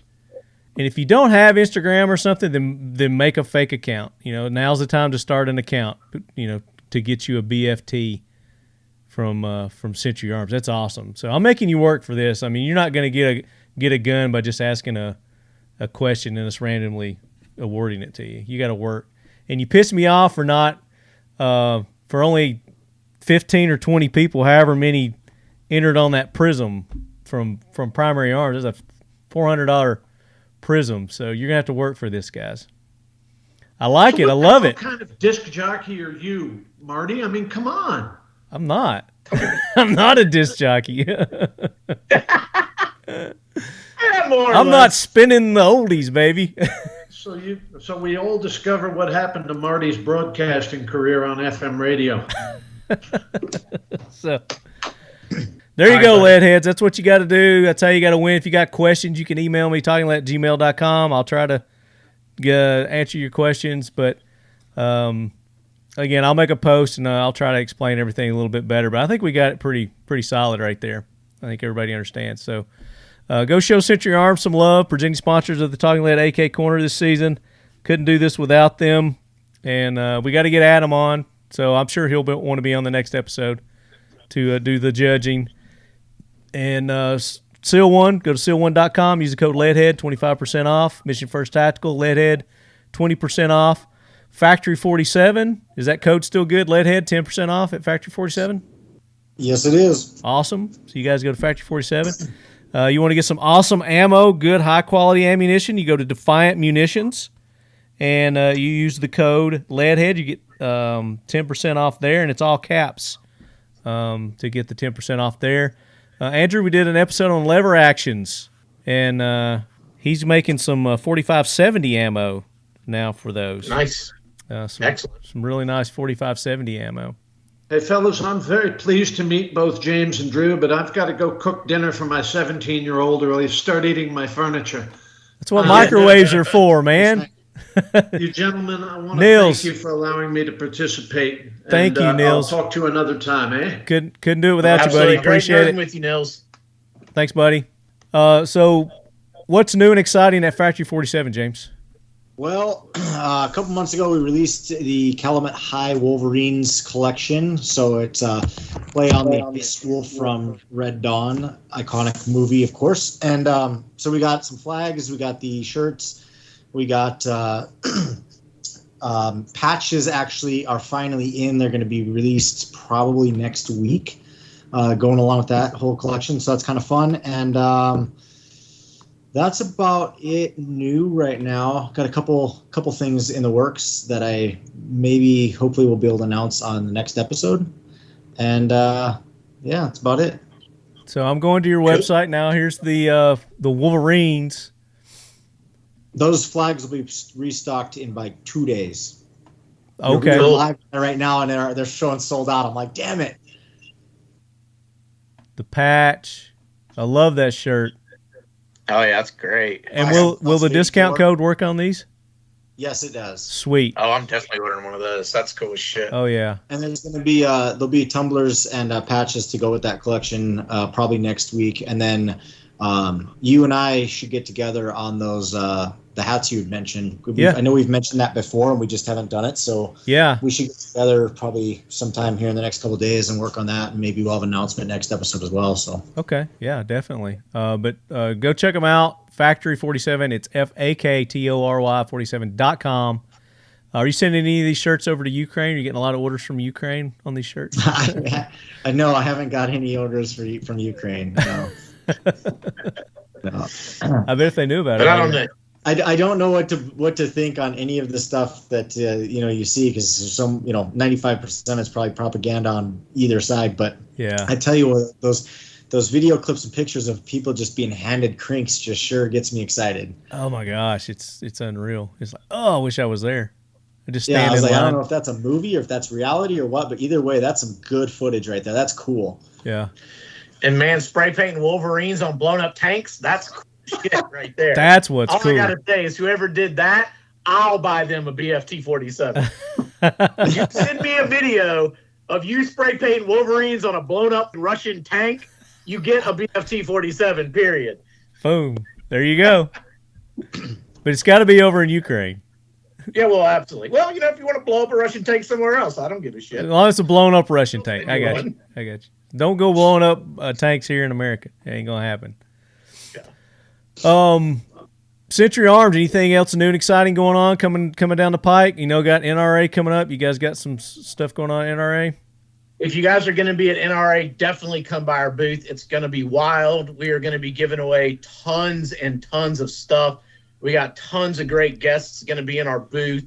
There's going to be autographs, giveaways. If you've ever been to a show and been to the Century booth, we've got the claw machine. You can get free T-shirts, US Palm mags. So definitely NRA is going to be wild. It's going to be a good time. I would like to touch on a couple things really, really quick on the AK side. We have a lot of new AK variants out there right now for sale.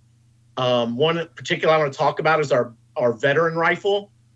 We put out a rifle with a red stock and it has a veteran logo engraved on it on the buttstock, and that is a rifle we put together with Josh Pallotta Fund, and that is a veterans organization up in Vermont that was started in memory of a former Century Arms employee who lost his battle with mental health issues after serving overseas. And so we made this rifle, and the proceeds from that rifle are going directly to the Josh Pallotta Fund. So we're definitely really excited about that. Those are out there. They're in stores. You can buy them.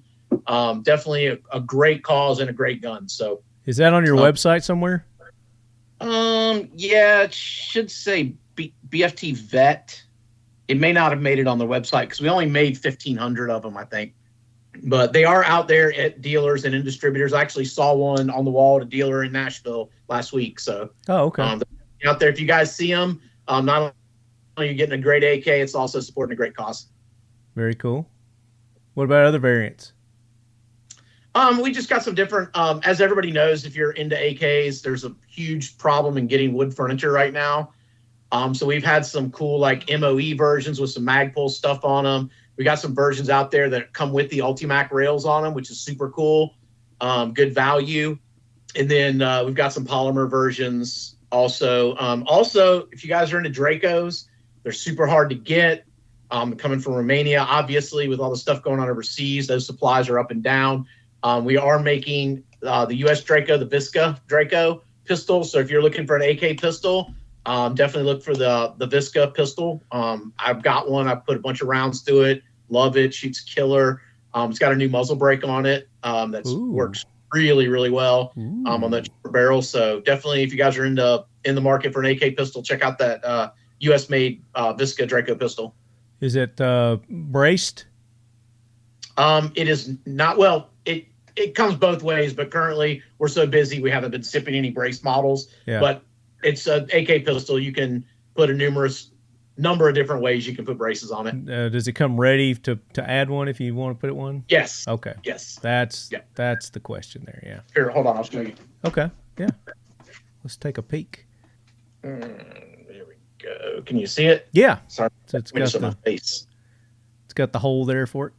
Yeah. So you can put the tube adapter or the pick rail. Let's see the brake. See that brake you're talking about? Ooh, that is mean looking. Who makes that? We do. Oh, y'all are making that? Nice. Yep. So it's short, but it's effective. It works real well. Very cool. So a Visca pistol. It's not as loud as the J-Mac. Yeah. I don't think anybody's as loud as theirs. Man, I think it's badass though, man. That J-Mac brake is killer. They hold the record for the loudest brake. I think they do. They don't. If we had a competition, I'm pretty sure they would win. Well, very good, very good. Canic wise, anything new with the Canic?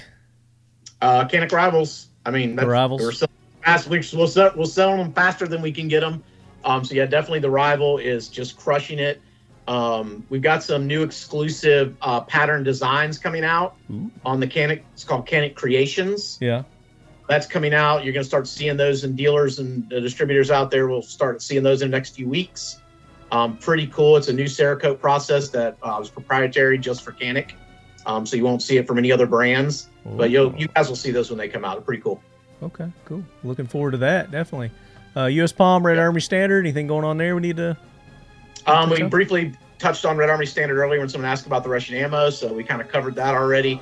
And as far as U.S. Palm goes, nothing new to announce right now with U.S. Palm, but we got mags, we got pistol grips, we're selling a tar out of them. If you need a high quality, very durable AK mag, U.S. Palm's the way to go. And like I told you before, Marty, long before I ever worked for Century, long before I ever worked with U.S. Palm, I've been using U.S. Palm mags to compete with for over 10 years. Yeah, they're good. They're good palm mags. They're good solid mags. I like them. I use them. I can't use them in one, but that's because I made a modification on it. So, but yeah, well, very good. So there you go, lead heads. I hope you enjoyed this episode. I learned a lot. Very informative. Was very fortunate to get Nils on. He is a wealth of knowledge. He knows about everything. It surprises me every time I have him on. He's a cool guy. I knew you would like him. I knew you dig Nils. He's awesome. I couldn't imagine him and Brian on the show at the same time, though. Probably Brian's like me. I mean, he just sits there and just like, he's just soaking it in. But, great episode. Hope everybody enjoyed it. Shoot me an email, talkinglead@gmail.com, if you've got suggestions on topics, guests, or if you just got questions on things that we talked about today. Be happy to try and field those. And, of course, all you winners, get in touch with me. We'll get you your stuff. And then the giveaway, the big BFT from Century Arms. We're looking forward to giving that away, and be looking for your post on the social medias on that. It's going to be fun. We'll have a good time with that. But until then, as always, you guys get out there, exercise your Second Amendment rights, and start collecting those AKs or something new. Get into lever action guns. I think I got a new bug, Andrew. Been there, done that. So, until then, leadheads, we'll see you then. Out. That sounds pretty good. Okay. All right. I'll go with it. Nils B. Grevillius at your cervix. Dilated to meet you. Quite the cunning linguist, aren't I? Yes, you are. Drew. Yo. Give me something more than yo. Oh, what do you want? You want to chit chat, mindlessly talk to you? Yes.